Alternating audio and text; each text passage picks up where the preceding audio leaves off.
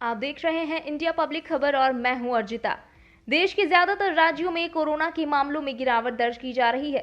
वहीं केरल में बढ़ते कोरोना के मामलों ने देश की चिंता बढ़ाकर रखी है, क्योंकि रोजाना मिलने वाले नए कोरोना केसेस में करीब 50% केस सिर्फ केरल से ही सामने आ रहे हैं। केरल में कोरोना किस कदर भयावह होता जा रहा है, इसका अंदाजा इसी बात से लगाया जा सकता है कि बीते 4 दिनों से लगातार कोरोना के मामले 20,000 से ज्यादा आ रहे हैं, जिसको देखते हुए राज्य सरकार ने 2 दिन का संपूर्ण लॉकडाउन लगा दिया है। केरल में शुक्रवार को लगातार चौथे दिन कोरोना वायरस संक्रमण के 20,000 से ज्यादा मामले सामने आए और 116 मरीजों की जान चली गई। राज्य में संक्रमण की दर 13.61% है। वहीं केरल में लगातार बढ़ते कोरोना के मामलों को देखते हुए केंद्र सरकार ने राष्ट्रीय रोग नियंत्रण केंद्र के निदेशक SK श्रीवास्तव के नेतृत्व में 6 सदस्यों की टीम को भेजने का निर्णय किया था, जो कि शुक्रवार को केरल पहुंच गई। बता दें कि केंद्रीय टीम यहां जिलाधिकारियों से चर्चा करेगी, साथ ही ये भी पता लगाएगी कि आखिर किस वजह से बीते कुछ दिनों में केसेस में इतनी ज्यादा तेजी आ रही है। वहीं केंद्रीय टीम का नेतृत्व कर रहे डॉक्टर SK सिंह ने बताया कि टीम 2 हिस्सों में काम करेगी और कुछ जिलों में भी जाएगी, ताकि मौजूदा उछाल के पीछे की वजह का पता लगाया जा सके। उन्होंने बताया कि 2 टीमें पहले से ही केरल में हैं। हम 3 या 6 जिलों का दौरा करेंगे। जरूरत पड़ने पर हम और जिलों का भी दौरा करेंगे। There are many concerns. The rising positivity rate is one. Number of cases which are declining everywhere, and Kerala is continuing the transmission. That is another. Let us discuss with the state.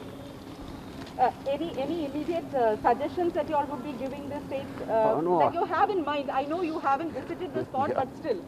At this moment, I can't say. So after Just visiting wait. the spot, Yeah, please.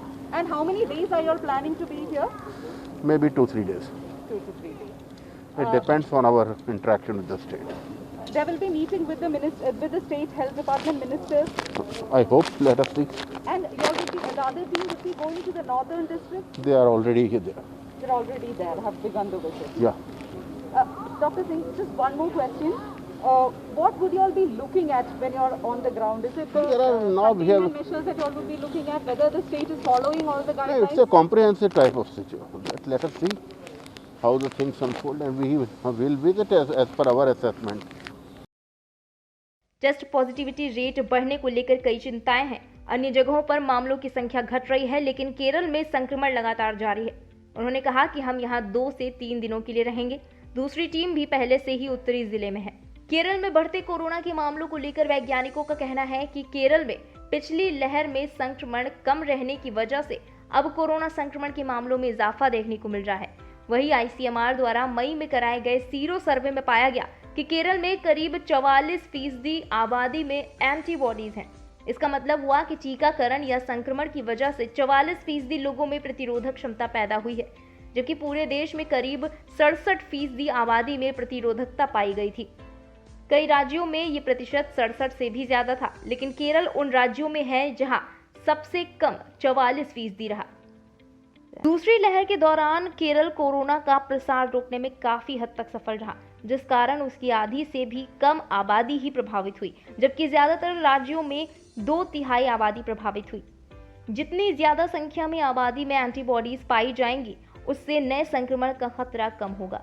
ये माना जा रहा है कि जिन राज्यों में 70 से 80% तक सीरो पॉजिटिविटी पाई गई है, वहां संक्रमण का खतरा न्यूनतम रह गया है, और जिन राज्यों में ये दर कम रही है, वहां संक्रमण का खतरा ज्यादा है। केरल के आंकड़ों से साफ है कि वहां संवेदनशील आबादी अभी भी 54% है, इसीलिए संक्रमण इतनी तेजी से और लगातार फैल रहा है। इस खबर में फिलहाल इतना ही। देश और दुनिया की बाकी तमाम बड़ी खबरों के लिए सब्सक्राइब करें इंडिया पब्लिक खबर के YouTube चैनल को। वीडियो को लाइक करें, ज्यादा से ज्यादा शेयर करें।